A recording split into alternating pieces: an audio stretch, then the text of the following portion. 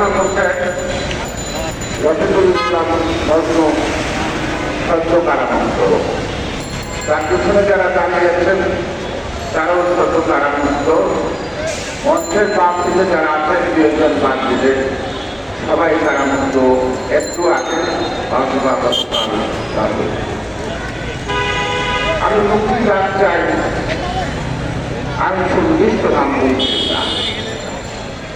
ঢাকা কেন্দ্রীয় কাশিমপুর কারাগার থেকে শুরু করে বাংলাদেশের প্রত্যেকটি কারাগারে আমাদের নেতা কর্মীরা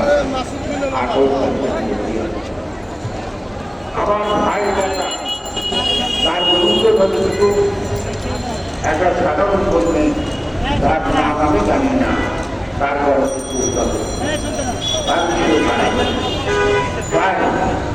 কারো নাম পাঠ করবে, কারো নাম বলবো, সেদিকে না যায়। আমি শুধু একটি কথা বলবো, আমাদের দেশে এবং খালেদা জিয়া সকল রাজনৈতিক শুধু নেত্রী নয়, এই গণতান্ত্রিক আন্দোলনে যারা অথবা 7ই জানুয়ারি ওই 8ই জানুয়ারি স্বামী পরকামী কেউ যে নির্বাচন করেছে বা সমকামীদের, সেই নির্বাচনে যে সকল রাজনৈতিক দল অংশগ্রহণ করেছেন, যারা কারাবন্দী হচ্ছেন, তাদেরও আদায় মুক্তি চায়।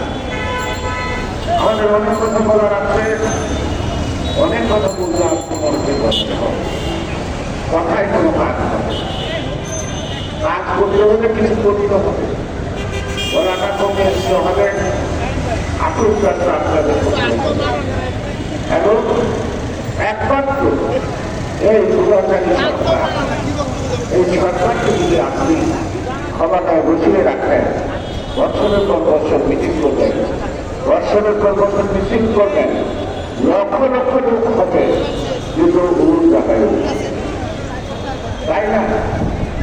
আমাদের অনেকে বলে দেশের কাছে সমর্থন সুন্দর কথা, ওর পায়ের নিচে মাটি, আসলে তো পায়ের নিচে মাটি না, ওগুলো সব পাথরগুলো জানে, ওগুলো মাটি মানুষ চিনেরা মাটিটা থাকেন না। আর মানুষের মতো সে বোঝে না, তার কানে যায় না। আর সেই হাসিনার জনসমর্থন শুনবেন কোথায়?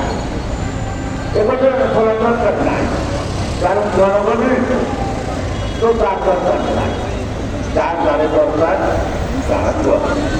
আপনারা কালকে গোপালগঞ্জের সদরের উপজেলা নির্বাচনের ঘটনা একটি প্রার্থী রাত্রি 7টা একজন 6,000 ভোটে তিনি আমার বলা হয়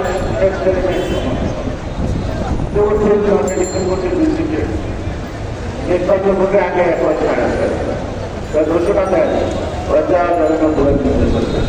আমার উপরে আপনার উপরে আছে, আপনি বুঝেন পরে ঘোষণা হল যদি 6,500 ভোটের জয়লাভ করবেন, তিনি 330 ভোটে জয়লাভ করেন।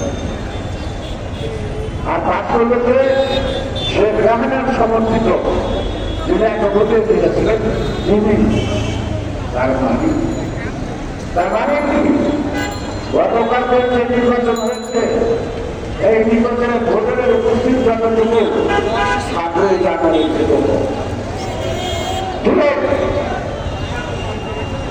ভোট ছেড়ে রয়েছে, যে যেখানে পাচ্ছে সে সেখানে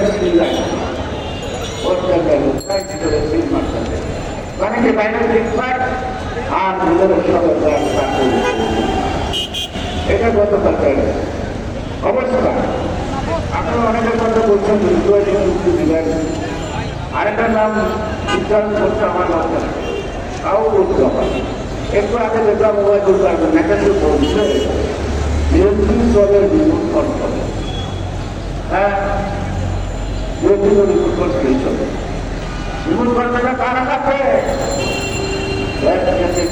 খালেদা জিয়ার হাতে, নয়তো না ভারপ্রাপ্ত চেয়ারম্যান যিনি আন্দোলনের নেতৃত্ব দিচ্ছেন তারেক রহমানের হাতে। আপনাদের নিমন্ত্রণটা কোথায়? আপনার নিমন্ত্রণটা কোথায়? আপনার সরকারের নিমন্ত্রণটা কার হাতে? মোদির হাতে। আমাদের জীবনের হাতে নাগরিক ছিল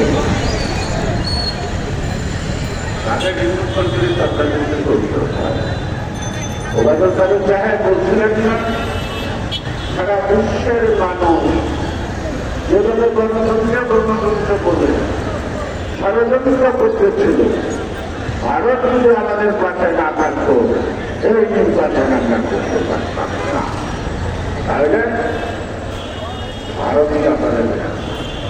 ভারতই আমাদের রাখবে এই তো তার মানে গণতন্ত্র আমরা বুঝতাম কি বাইরে থেকে অকাটুকু আর তাদের সাথে কথা মনে হয় ডেমোক্রেসি মিন্স বাইরে ইন্ডিয়া অর্থ ইন্ডিয়া অফ ইন্ডিয়া নাকি এর বেশি কিছু মনে হয় না